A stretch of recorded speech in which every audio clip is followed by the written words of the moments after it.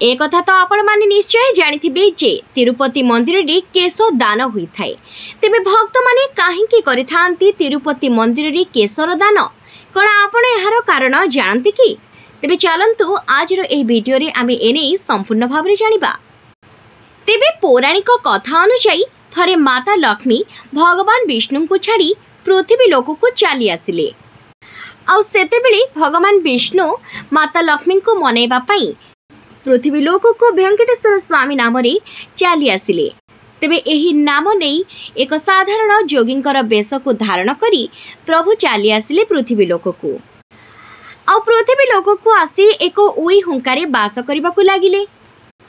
आउ सेही उई हुंका उपरे आसी गोटिए गाई सबुदिन क्षीर देई चली जाउथिला। आउ उई हुंका भितरे थिबा प्रभु वेंकटेश्वर स्वामी एही क्षीर को पी नेउथिले। किंतु दिने सेही गाईर मालिक उई हुंका उपरे क्षीर देउथबार देखि से गाई उपरे खूब जोरे रागी गला।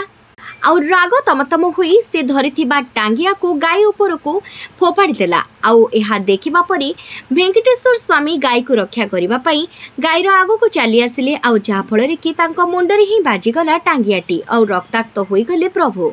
आउ सेही स्थान रे ही किछि केश प्रभुंकर टांगिया बाजी कटी पड़ी गला।